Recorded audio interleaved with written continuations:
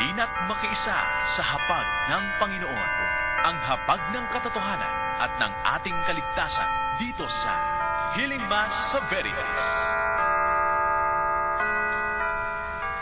Magandang tanghali po sa inyong lahat mga kapanalig. Ipinagdarasal ng Radyo Veritas ang lahat na intensyon para sa araw na ito. Mga pasasalamat, kaarawan, personal na panalangin, mga kagalingan at kapayapaan ng mga kaluluwa. At sa mga intensyon po na lahat nakasapi ng Veritas Kapanalig Community. Ang misa po natin ngayon ay hatid sa atin ni Sister Henny de los Santos. Ngayon po ay Huwebes ng ikalawang linggo sa panahon ng pagdating. Ang ating pagdiriwang ay pangunahan po ni Reverend Father Arlo Yap SVD. At ang ating mga lektor na sina Sister Franz Cruz, Sister Ranela Alba at Sister Tess Gallardo. Magsitayo na pong lahat. Halina, Jesus, halina. Halina, Jesus, halina. Sa simula'y sinaloob mo, O Diyos, kaligtasan ng tao. Sa takdang panahon ay tinawag mo isang bayang lingkod sa iyo. Halina, Jesus, halina. Halina, Jesus, halina.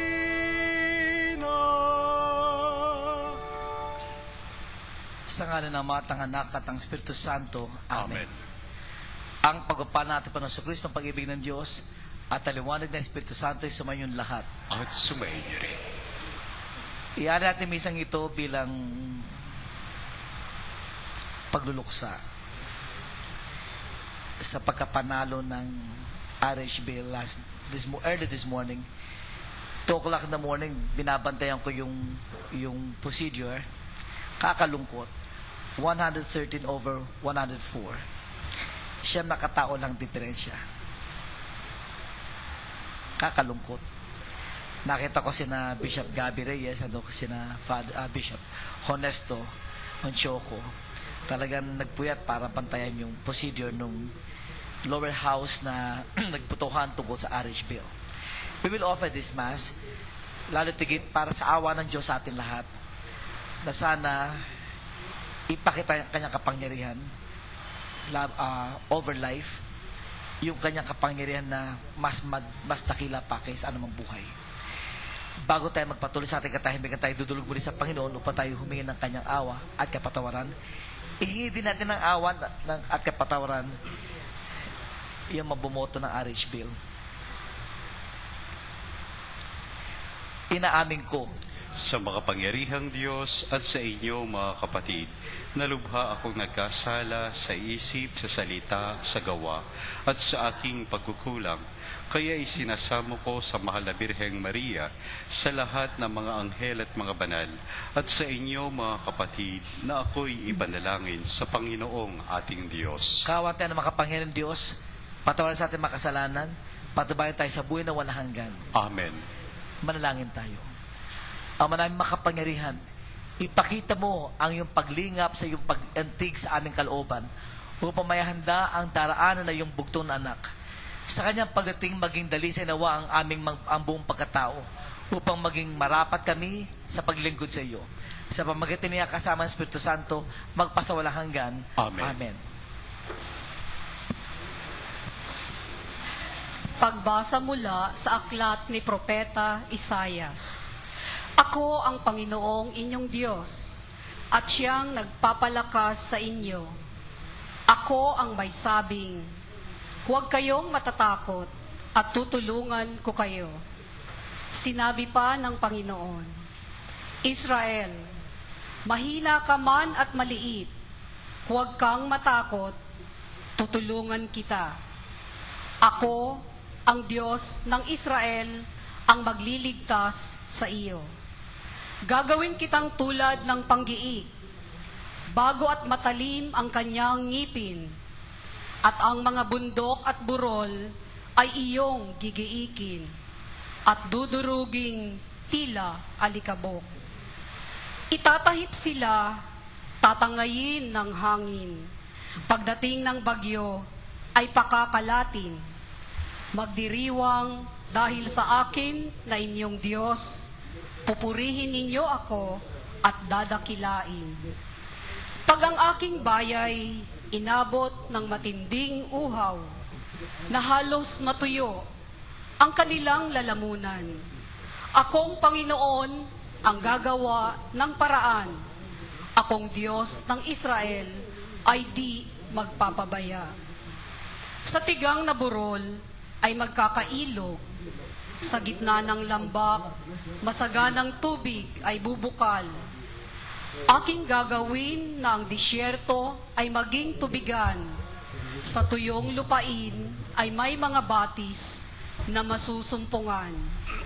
Ang mga disyerto'y pupunuin ko ng akasya at sedro, kahoy na olibo at saka ng mirto, kahoy na sipre, alerces at olmo.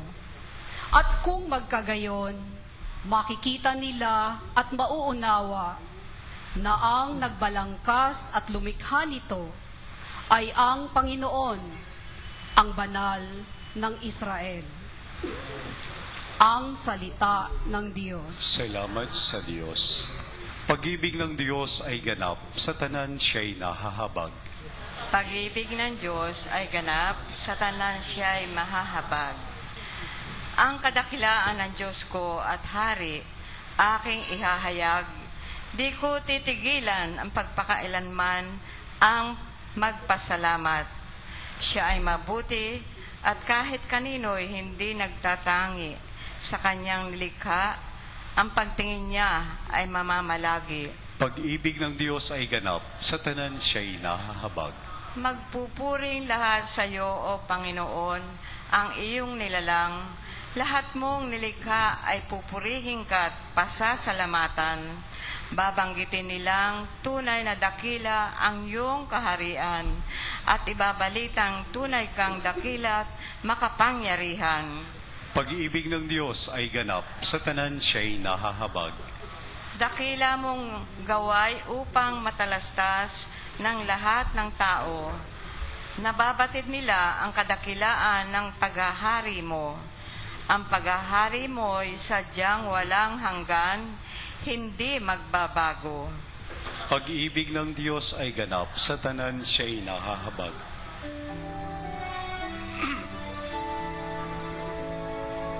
Hallelujah, hallelujah, hallelujah. Hallelujah, hallelujah, hallelujah. Sumainyo ang Panginoon. At sumayin rin. Ang mabuting balita ng Panginoon ayon kay San Mateo. Papuri sa iyo, Panginoon. Noong panong iyon, sinabi ni Jesus sa mga tao, sinasabi ko sa inyo, sa mga isinilang, wala pa lumitaw na higit na dakila kay Juan Bautista. Ngunit, ang pinakaaba sa mga taong pinaghahari ng Diyos ay dakila kaysa kanya. Mula nang mangaral si Juan Bautista hanggang ngayon, ang kaharian ng Diyos ay nagdaranas ng karahasan at inaagaw ng mararahas, sapagkat ang mga propeta at ang kautusan ay nagpahayag tungkol sa paghahari ng Diyos hanggang sa dumating si Juan. Kung maniniwala kayo, siya ang Elias sa darating. Ang may pandinig ay makinig. Mga kapatid, ito ang mabuting balita ng ating Panginoon. Pinupuri ka namin, Panginoong Heso Kristo.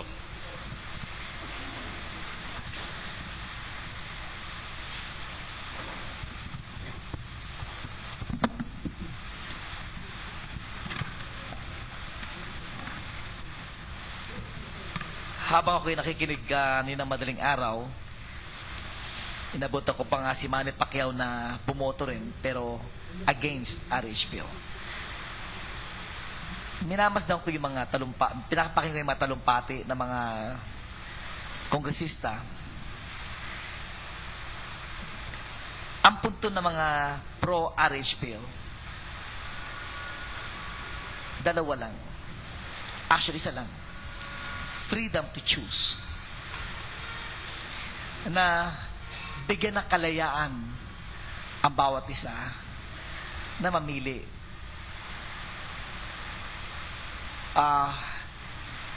Kasama nito, of course, yung sinasabing responsible parenthood. At ang at stake po dito ay kung merong freedom to choose, pwedeng pigilin yung panganak to effect. Bakit? Ang at stake kasi, pagka magkakaanak, madadami, ang bansa hindi na kayang sustentuhan ang mga iaanak. Lalo tigit, ang mga magulang hindi na kayang sustentuhan ang kanilang mga anak. Ang backdrop is freedom to choose. Freedom. For us, the anti-RH bill is pro-life. Naniniwala dahil sa 2 puntos na wala tayong karapatang pigilin ng buhay. Sapat ang Diyos sa may likha niyan. Pangalawa,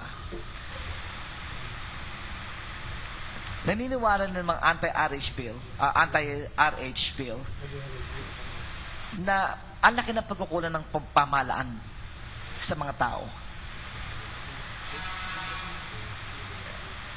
Hindi naman totoong kapos ang Pilipinas. Marami pa nagsasabi na yung asset ng Pilipinas at the moment ay tao. Human resources. Na siya nagdadala ng billions of dollars sa kanilang trabaho sa ibang bansa. But of course, ayaw natin mangyari yun na kinakailangan mong kumita pa sa ibang bansa para magtrabaho lang. Alaka na pagkukulang. Halimbawa na lang, yung Naga, na dati-rati prime city, tapos nung magkaroon ng corruption, yung Naga City na dapat ay ang level niya yung lumpang lungsod, sa sobrang corruption, ang level niya naging municipality na lang, naging town. Dumating si Robredo, inakyat niya ulit yung Naga City sa estado ng lungsod. At isa sa mga sinasabi ng mga kaibigan ni Robredo at saka yung mga nasa Naga City mismo, tinanggal ni Robredo ang red tape sa mga nag-a-apply ng business. So, kung mag-a-apply ka, kung meron kang kukunin dokumento sa munisipyo o sa City Hall, sinasabi raw ni Robredo, pag hindi ba naibigay sa iyo ang hinihingi mo in 30 minutes, umakyat ka sa akin. Sa mga salita, yung negosyo sa Naga, napadali. Kasi walang ganong red tape. At tandaan yung red tape means corruption.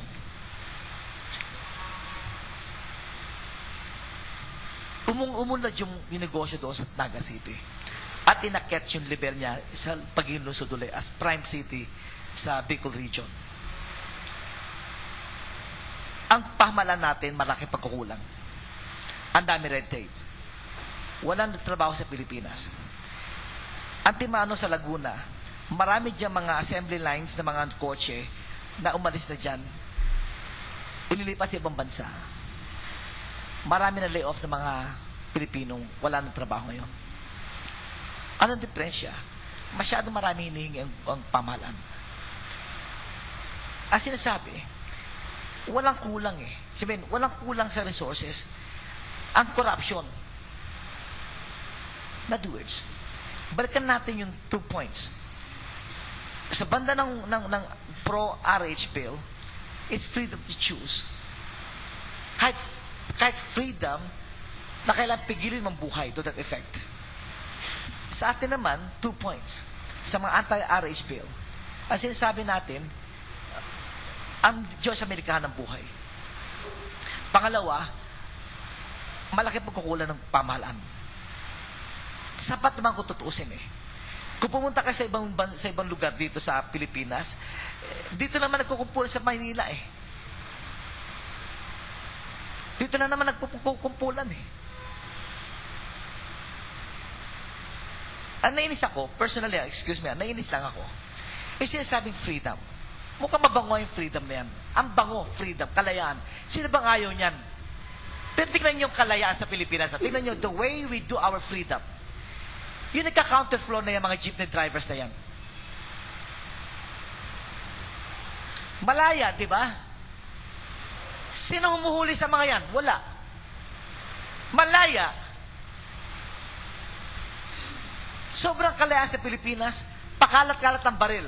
Na isang bata, pwedeng baril ng kanyang tatay. At maraming bata na nakapatay na ibang tao dahil may pakalat-kalat ng baril sa bahay nila. Saan ka nakakita ang bansa?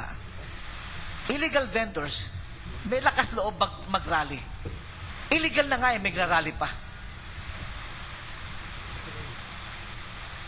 So, sasabing freedom? Ang Pilipinas, pagka pinabayaan mo yan, abusuhin ka. Kalayaan. Yung sinasabing freedom of expression. Yung ginawa doon sa CCP, yung pagpipinta roon na imahe ni Jesus na ginawang Mickey Mouse, freedom daw yun, freedom to express. Ganun ba yung freedom na sinasabi ng may iba? And people become irresponsible sa freedom nila. And no one is to check. Kakainis. One time pinag-usapan, yung sinasabing freedom of expression. Yun ang nga sa CCP. Sa isang daw nga, freedom to express. Mukhang maganda, no? Mukhang mabango.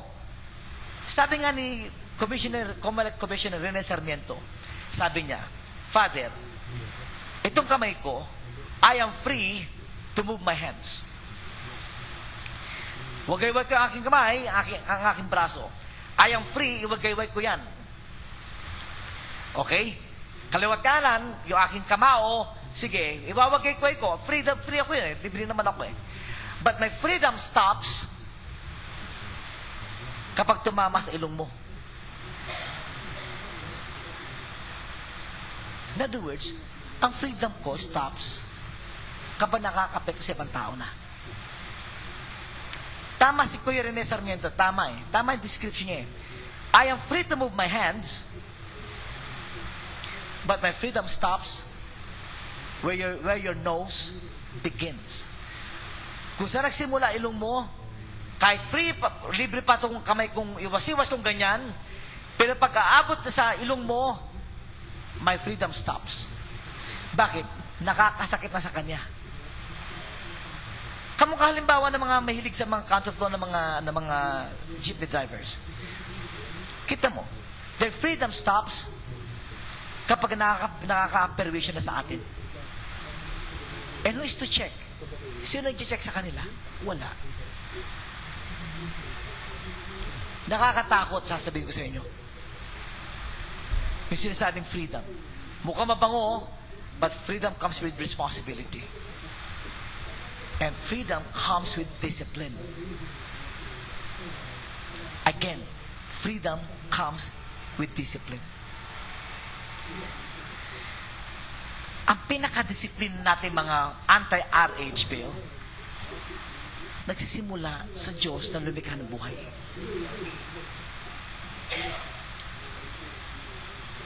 Ang simbahan din may kakulangan. Kulang tayo sa pangangaral. Kulang tayo sa salita ng Diyos. Kung saan pinaguhugutan, karami ng mga Pilipino hindi nakakaalam. Karami nakakaalam ay mga nakatataas sa simbahan. Pero hindi bumababa sa kamalayan ng mabababa. May pagkukulang din tayo. Sa tingin ko ang laking pagkukulang sa pagtuturo sa iba. Ang karamihan ng alam ay mga nasa taas. Pero sa mga mabababa, hindi umaabot sa kanila ang kalaman na mga nasa taas. Kulang tayo, sister, sa propagation ng ating cause, ng ating advocacy. Kulang tayo. Kulang tayo sa sistema ng pangangaral. Hanggang sa baba. Seemingly, magandang BEC. Seemingly. Tama rin. Totoo naman, magandang BEC. Pero tanong ko, Ang BEC ba, pagka nakaabot sa BEC, umaabot ba yung mga pinangaral sa BEC sa mga anak nila? Kung sino man dito mga members ng BEC, halimbawa, at meron kayong mga seminars na ginawa sa parokya, yung bang pinangaral sa mga BEC members, umabot ba sa mga anak nila ang umabot na pangangaral sa kanila? Hindi. Aminin ko. Siguro sa ganang akin lang, may iba hindi papayag, may pagkukulang din tayo mga sisimbahan. But the thing is, hindi huli ang lahat. This gospel is saying, sige lang, kung pinakadakila sa mga isinilang si Juan Bautista, mayroong panghihigit pa kay Juan Bautista sa kanyang kadakilaan. Yung pinakaaba sa kahanan ng Diyos ay mas dakila pa kaysa kanya. At yung kadakilaan yon, kababaan loob na yon, doon makikita ang kapangyarihan ng Diyos. Tingnan po nyo sa ating unang pagbasa.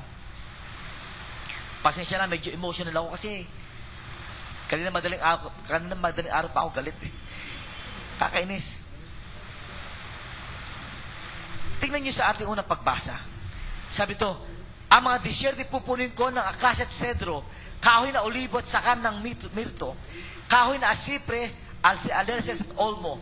At kung magkagayon, makikita nila at mauunawa na nagbabalangkas at lumikha nito ay ang Panginoon. Nagalit talaga sa lahat sa Kanya. At yung Kanyang awa ay mas darating sa mga aba. Ang awa niya ay mas mararamdaman sa mga aba. Aba in Tagalog, in English, humility.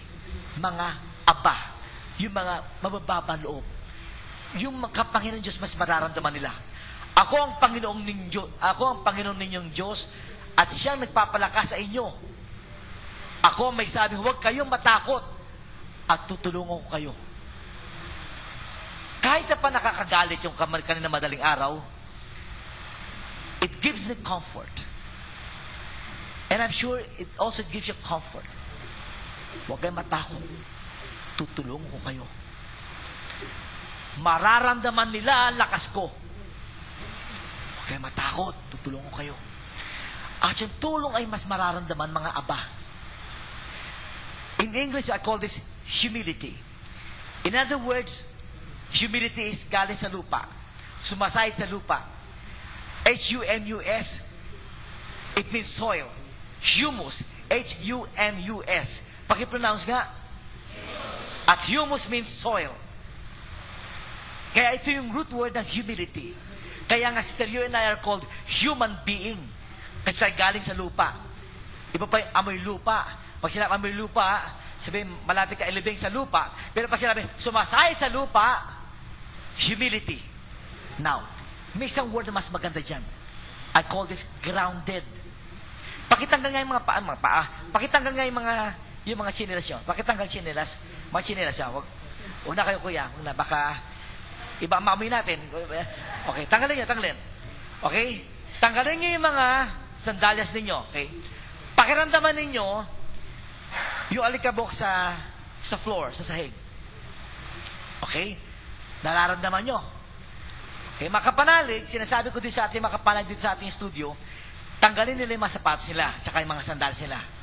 Okay, tanggalin ko na rin para patay-patay tayo. Sige, kuya, patanggalin mo yung, tatanggalin ko na rin, ha? At tanggalin ko yung sapatos ko. Okay. Bahala na kayo pag kami sumingaw, ha? Okay. Damihin ninyo yung talampakan ninyo na nakasayad sa inyong sasahig.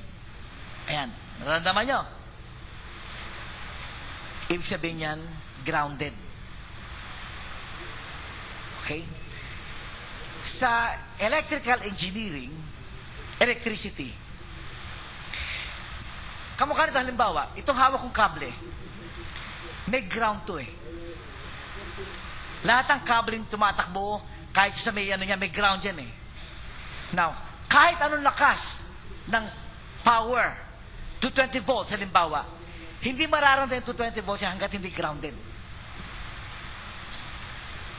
Okay? Hanggat hindi grounded. Kaya, Sa dalawang linya lang yan. Isa grounded, ground. Isa naman yung power.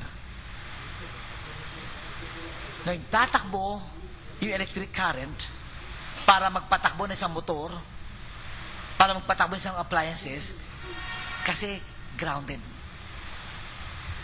Therefore, ang nakakaramdam ng kapangyarihan ng Diyos are those grounded. Okay? Hindi mararamdaman ang kapangyarihan niya kapag isang tao hindi grounded. Kaya yung mga aba, tinutulungan niya. Bakit? Sino yung makakaranas ng kapangyarihan niya? Yung mga aba, yung grounded.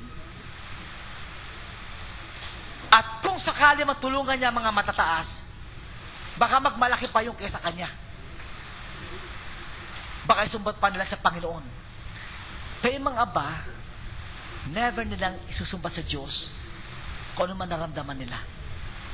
Bagkos, ipagpapasalamat nila sa Diyos. Ipagmamapuri nila sapat naramdaman nila ang awa ng Diyos. Awa sa mga aba. Mararamdaman ang awa ng Diyos sa mga taong aba. Kaya pala, pag-ibig ng Diyos ay ganap. Sa tanan siya'y nahahabag. At sino yung mga kinahabagan niya? Yung mga taong aba. Tingnan niyo po bilang panghuli ang ating ebanghelyo. Ngunit, sinasabi ko sa inyo, sa mga sinilang, wala pa lumilitaw na higit na dakila kaysa kay Juan Bautista. Ngunit, ang pinakaaba sa mga taong pinaghaharian ng Diyos ay dakila kaysa kanya. Bakit? Sapagkat sila makakaramdam ng habag ng Diyos.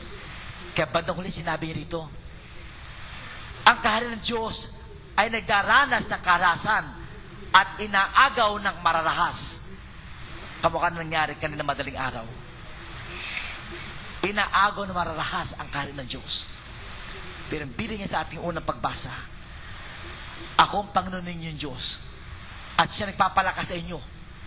Ako may sabing huwag kayong matatakot at tutulungan ko kayo.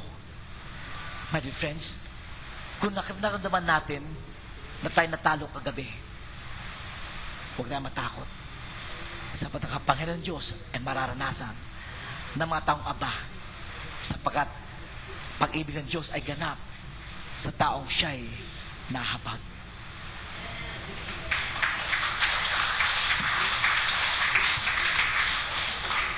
Gusto niyo magmisa tayong lahat nakapaa? Oo. Expression natin yan bilang pagluluksa sa RHB na yan. Okay? Sa makapanalig, kung kayo nakatutok ngayon sa Radyo Veritas, minumungkahi ko, kung kayo kahit nasa sakyan kayo lang, private of course, private car, siguro magpaan na rin kayo habang kayo nakatuon sa Radyo Veritas sa mimisa. Okay? Bilang pakikisa sa pagkatalo natin sa RHB. Magsitayo po tayong lahat. Pinuri ni Jesus si Juan Bautista dahil sa pag-akin nito sa mga tao upang lumapit sa Diyos sa pamagitan ng pangangaral at ng pagsisisi sa kasalanan. Malangin tayo para sa lahat ng tao sa buong mundo at maging sa kanilang mga pangangailangan. Sa bawat kahilingan at sasagot, Panginoon, dinggin mo ang aming panalangin. Panginoon, dinggin mo ang aming panalangin. Ang mga pinuno ng simbahan naway patuloy na manawagan sa mga tao na talikuran ang makasalanang pamumuhay. Manalangin tayo sa Panginoon. Panginoon, dinggin mo ang aming panalangin.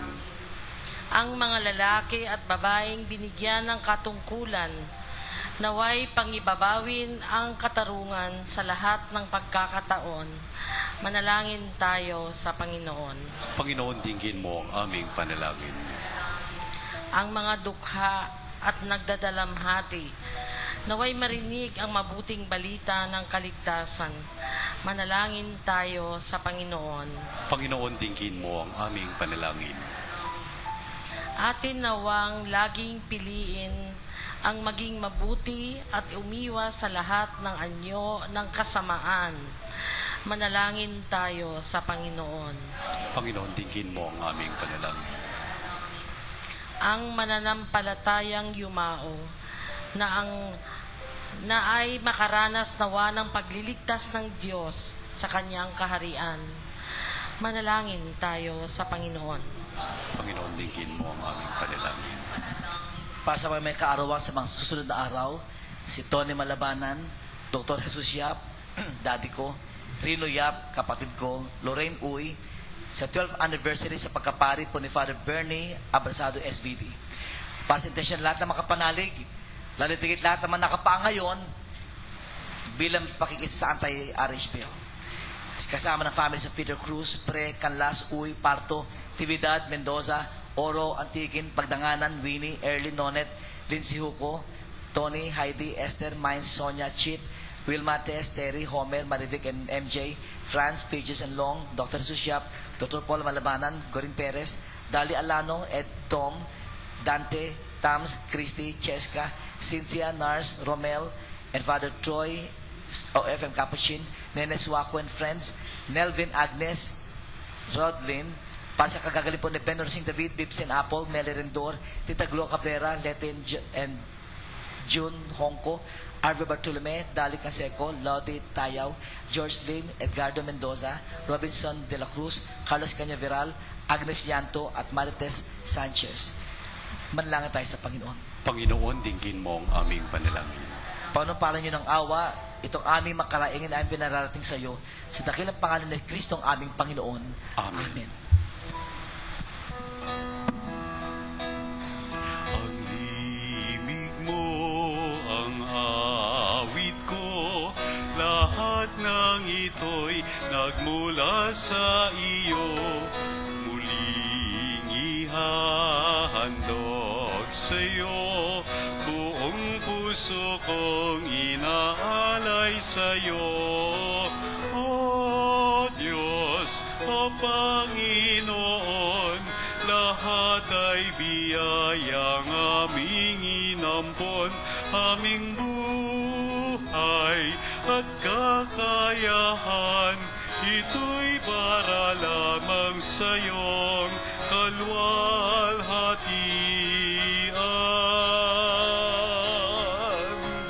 Ito'y para lamang sa iyong kalwalhatian.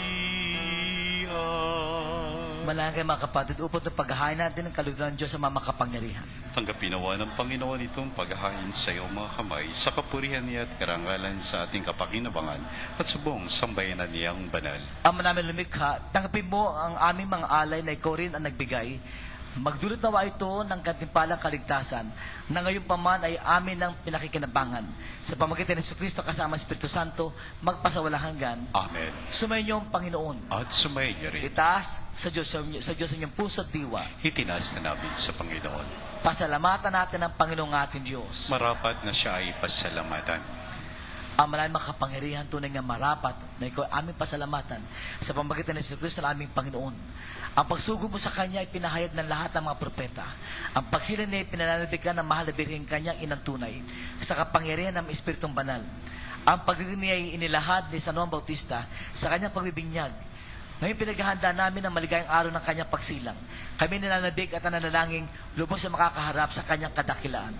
Kaya kahit sa namang nagsiawit na papuri sa iyo nang walang humpay sa kalangitan, kami nagbubunyo sa iyong kadakilaan. Santo,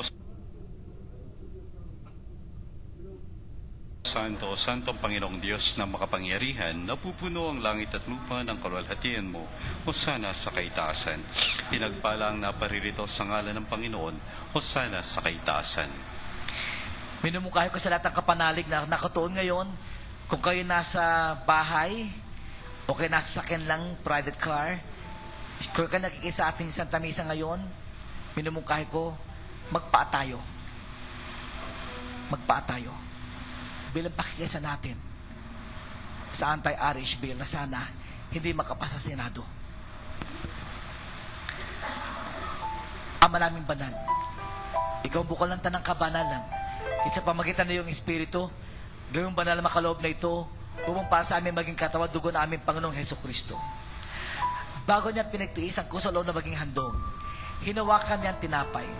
Pinasalamatan kaniya. Pinaghati-hati na iyon. Inabot sa kanyang malagad at sinabi, tanggapin niyo lahat ito at kanin.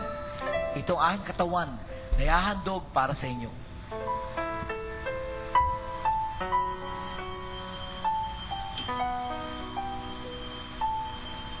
Panginoon, ang pag-ibig mo'y ganap sa mga taong iyong kinahabagan.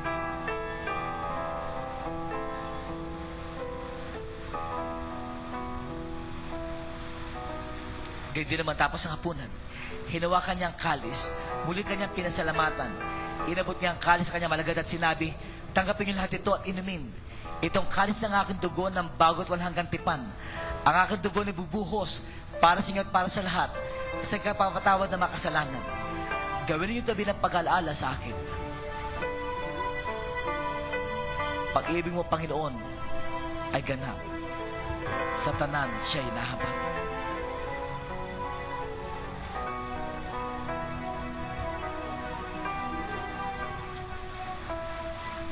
Ipagbunyi natin, misyon natin pananampalataya. Si Kristo'y namatay, si Kristo'y nabuhay, si Kristo'y babalik sa wakas ng panahon. Ama, ginagawa ng pag-aalala sa pagkamatay at muling pagkabuhay na iyong anak. Kaya tinaalin namin siya tinapay na nagbibigay buhay at ang kalis ay kakalob ng kaligtasan. Kami nagpapasalamat dahil kami minarapat at tumayo sa harap mo para maglingkod sa iyo.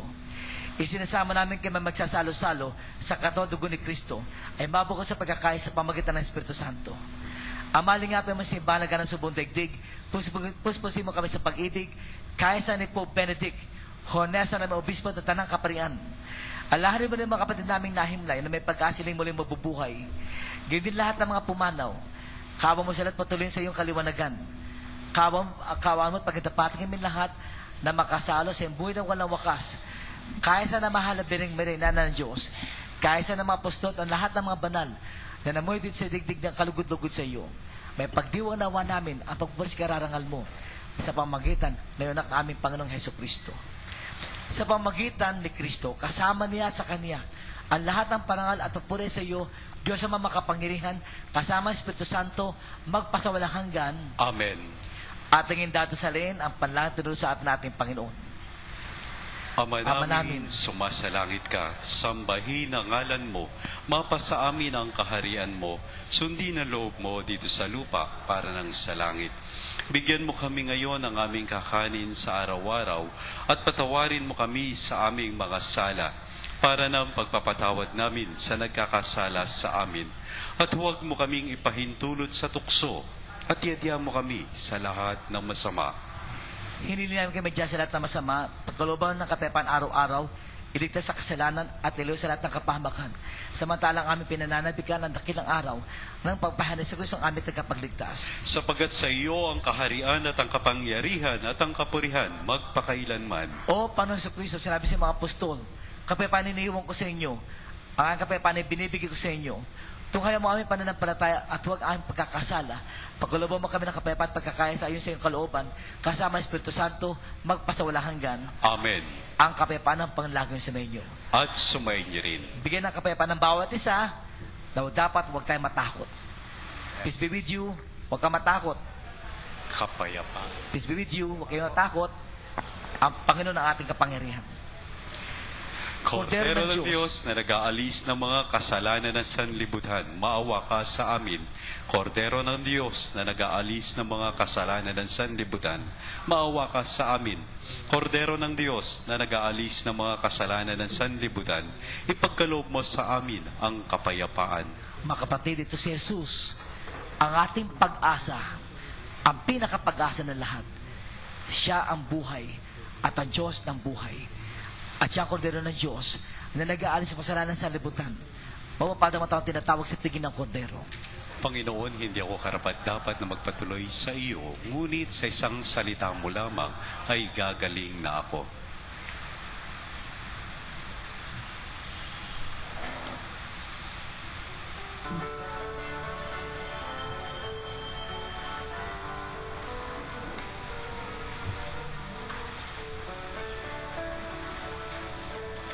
Ang liwanag mo ang sumindak sa dilim, buong kalangitan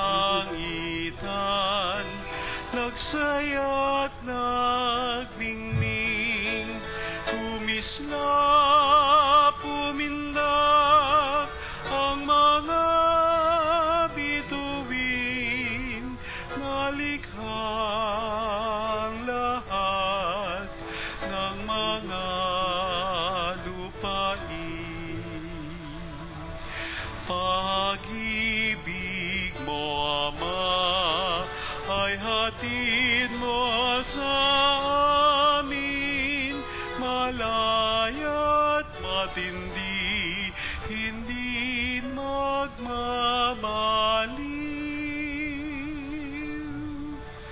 Dinilig sa tuwa ang buong nilikha, pinuno ng aliw ang abatang dukha ng pagmamahal, binigay mong sadyang matupad sa gawa ang iyong salita.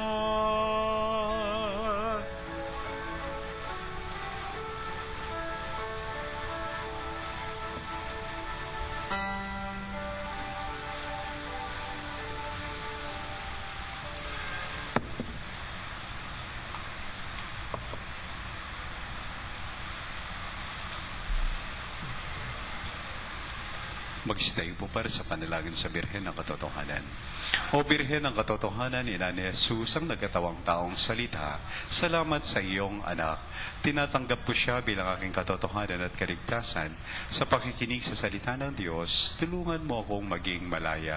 Sa oras ng hirap at pagsubok, linawin mo sa akin na nasa krus ang tagumpay. Sa aking paglalakbay, akayin mo ako sa buhay ng paglilingkod at sa buhay na ganap at kasyasya. Kupkupin mo ako at ang aking mga kapanalig na nakikinig, natututo at nagmamahal. O Maria, Birhen ng Katotohanan, ipanalangin mo kami. O Jesus, ikaw ang daan, ang katotohanan at ang buhay, iligtas mo kami. Amen. Manalangin tayo. Ama ng pagmahal, mapakinabangan nawa namin ang aming pinagsaluhan upang sa aming paglakbay dito sa lupang ipapanaw. Aming mapanaligan na iyong pagkapalang magpakailanman. Sa pamamagitan ng Kristo kasama Espiritu Santo, magpasawalang hanggan. Amen. Tandaan ninyo, freedom comes with responsibility. Freedom comes with discipline. Kasi walang freedom kung walang disiplina. Walang disiplina maganda kung walang kalayaan. Sumayon ang Panginoon. At sumayin niya. Pagpalanawa ka ng mga Panginoon Diyos, Ama, Anak, at ang Espiritu Santo. Amen. Amen. Tapos na po ating pagdiriwang, humaya kay mapayapa. Salamat sa Diyos! Maraming salamat po kay Reverend Father Arlo Yap SVD sa kanyang pangunguna sa pagdiriwang ng banal na misa at sa ating mga lektor na sila Sister Franz, Sister Ranela at Sister Tess. Maraming salamat po. At sa inyo pong lahat na dumalo sa ating misa ngayon, maraming salamat din po. Muli po tayong magsama-sama bukas alas 12:15 hanggang 1:00 ng hapon para sa isa na nawang pagdiriwang ng banal na misa. At manatili po kayong makinig dito sa Radio Veritas 846 ang Radio Totoo. Muli po maraming salamat kay Sister Henny de los Santos. Antabayanan po ang programang Radyo Kalusugan kasama si Super Lady Dr. Winnie Elfa. Ako naman ang iyong kapanalig Homer Viray, kasama po si Brother Ray at si Ate Susan na bumabati ng magandang hapon. Sumayin niyo ang katotohanan.